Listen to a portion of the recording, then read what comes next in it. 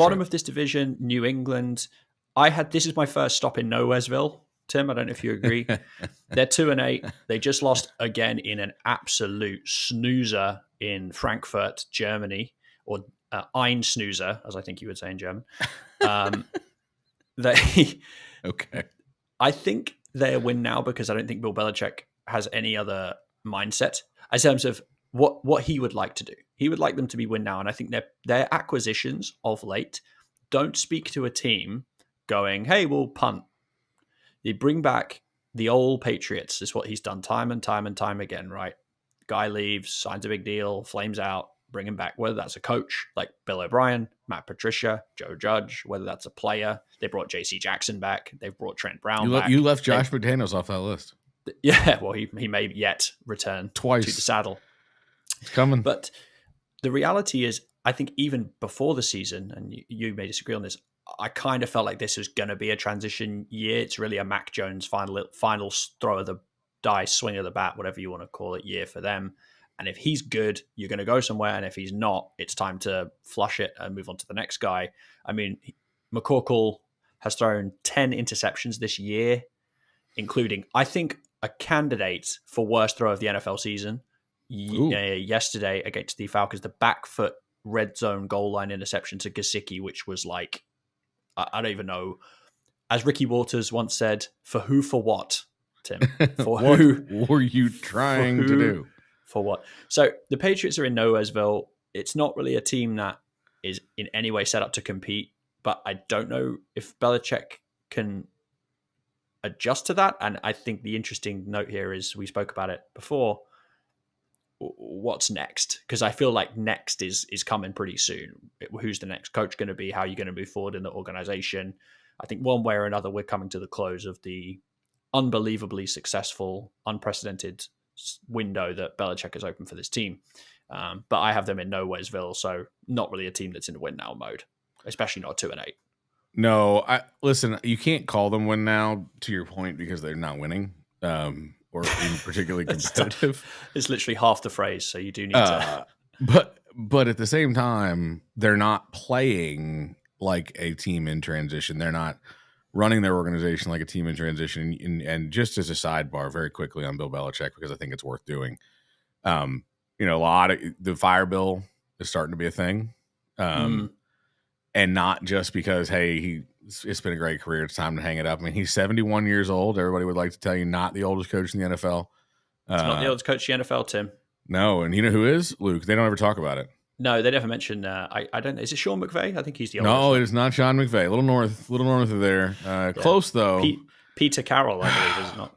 Yeah, he's like 87 years old, but he's still. Yeah. But Tim, he loves football. You would never know it looking at him on the sideline, as every announcer has said since the beginning. Anyone who's covered his game ever. Sorry, we get it. Luke and I don't like the coverage of Pete Carroll being old but spry, born Just in stop saying it.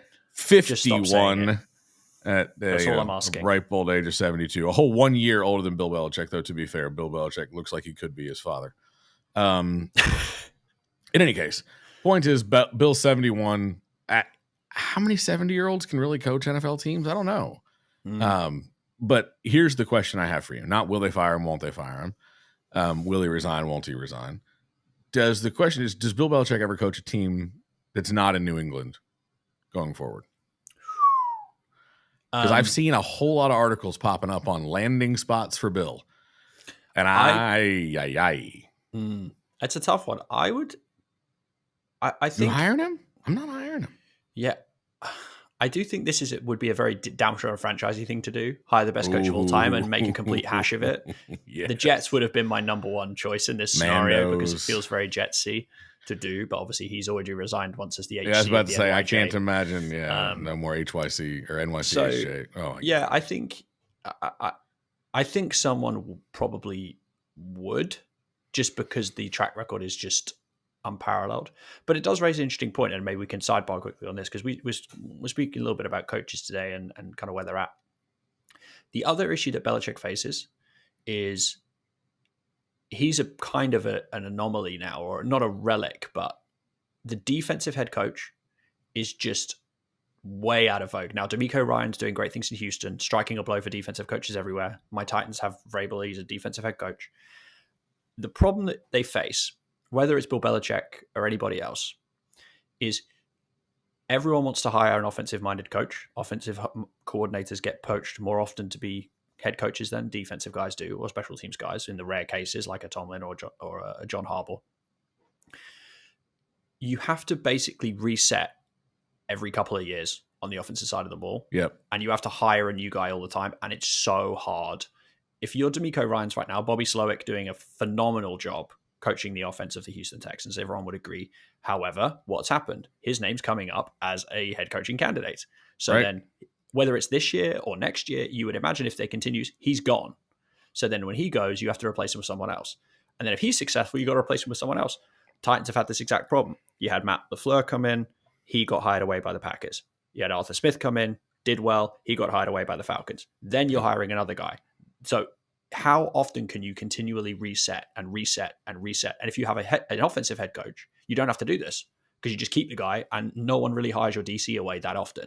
I mean, it's happened to the Niners with Ryans, obviously. It happened more 10 years ago than it does now. It used to happen a lot more than it does now. So I think in terms of the question around Belichick being hired somewhere else, he falls into that bucket too. How many teams are going to hire a defensive coach? I think someone probably would. And I think he is so bloody minded that I can't see him not coaching a team. He'll probably go and coach a high school team or something because he's that kind of guy. But yeah, I think the list of people who would be suitors for him or any other defensive head coach of high renown is probably a lot lower than we would imagine it would be just because of the way that the league is trended. Yeah. And listen, this isn't a coaching podcast. But I do think obviously where Belichick lands or doesn't land is an interesting story just based on the last quarter century of football in the NFL. I tend to think he's done. And I don't know what motivates him right now. I don't think he's motivated to rebuild a team, which is why I think they've been so bad at doing it. I think he was motivated at some level to get the wins record, though that's looking like a 5-year goal at this point at the rate they're winning. It's going to be tough.